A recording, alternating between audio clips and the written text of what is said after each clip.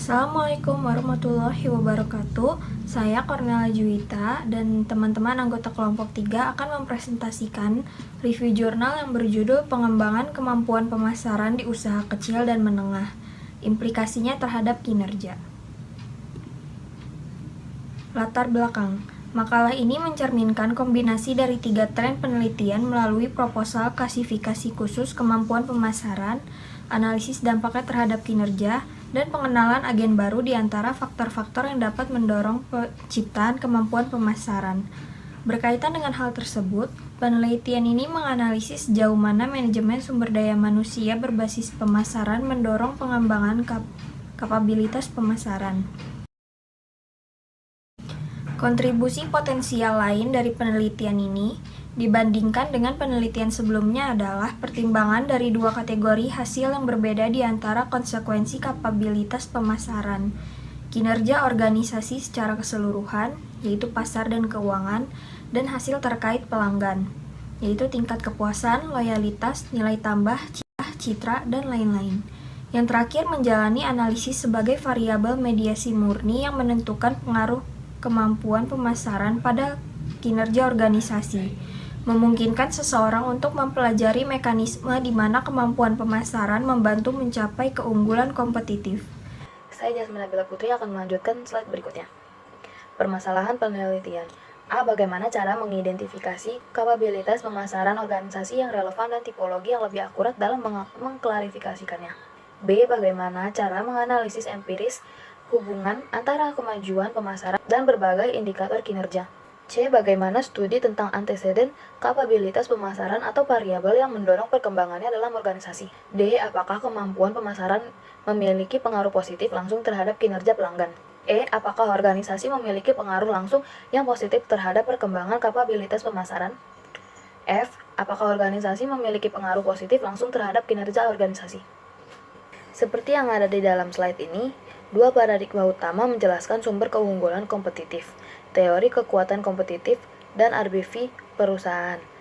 Premis teori RBV adalah bahwa heterogenitas dan mobilitas sumber daya yang tidak sempurna di antara perusahaan menjelaskan mengapa beberapa perusahaan dapat memberikan nilai pelanggan yang unggul atau mencapai biaya relatif yang rendah, yang mengarah pada dominasi pangsa pasar dan kinerja keuangan yang unggul. Sumber daya adalah input atau faktor dari berbagai jenis, manusia, fisik keuangan, atau tidak berwujud yang dimiliki perusahaan untuk menjalankan operasi mereka. Sumber daya perlu bekerja dengan tim dengan cara terkoordinasi untuk mencapai pengembalian di atas rata-rata atau posisi pasar yang unggul. Keterampilan mengkoordinasi dan membuat sumber daya bekerja sama adalah kemampuan organisasi. Hipotesis penelitian. Hipotesis dari penelitian ini ada 4. Hipotesis pertama yaitu kemampuan pemasaran memiliki pengaruh positif langsung terhadap kinerja pelanggan. Hipotesis kedua yaitu kinerja pelanggan berpengaruh positif langsung terhadap kinerja organisasi. Hipotesis ketiga, IM organisasi memiliki pengaruh langsung yang positif terhadap pengembangan kapabilitas pemasaran. Hipotesis yang keempat yaitu IM organisasi memiliki efek positif langsung pada kinerja pelanggan. Dan hasil hipotesis akhir untuk penelitian ini yaitu IM organisasi memiliki pengaruh positif langsung terhadap kinerja organisasi. Berikutnya ada hasil dan pembahasan. Analisis hasil melibatkan 2 tahap. Tahap pertama termasuk analisis sifat psikometrik dari skala yang digunakan untuk mengukur konstruksi dalam model konseptual. Tahap yang kedua terkait dengan pengujian hipotesis yang diajukan. Kedua proses yang terlibat ini menggunakan SIM atau Structural Equation Modeling.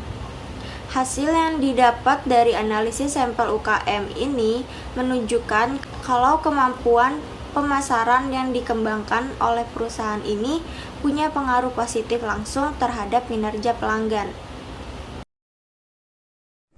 Pencapaian dengan basis klien UKM mempengaruhi keberhasilan bisnis secara positif dan signifikan.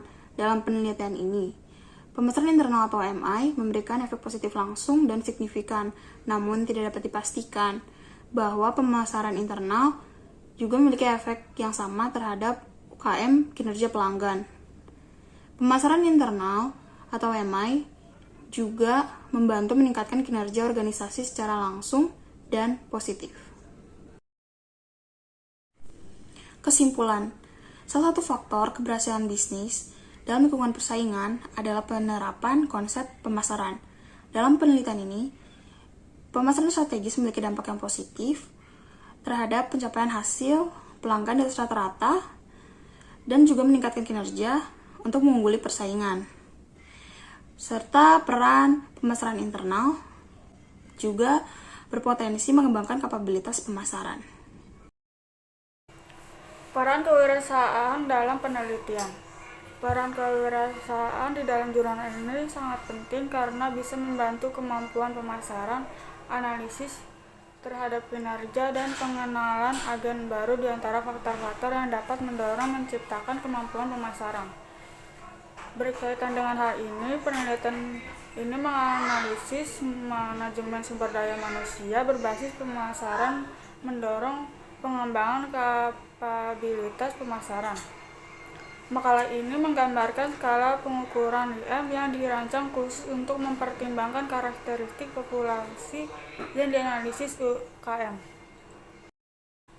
Pendapat kami tentang penelitiannya yaitu, menurut kami, bahasa yang digunakan jurnal ini sedikit sulit dipahami karena banyak istilah-istilah yang masih asing bagi para pembaca awam. Saran dari kelompok kami yaitu, dari jurnal penelitian ini penulis dapat mengembangkan kembali penelitian ini dengan adanya istilah-istilah yang dapat mudah dipahami oleh orang awam.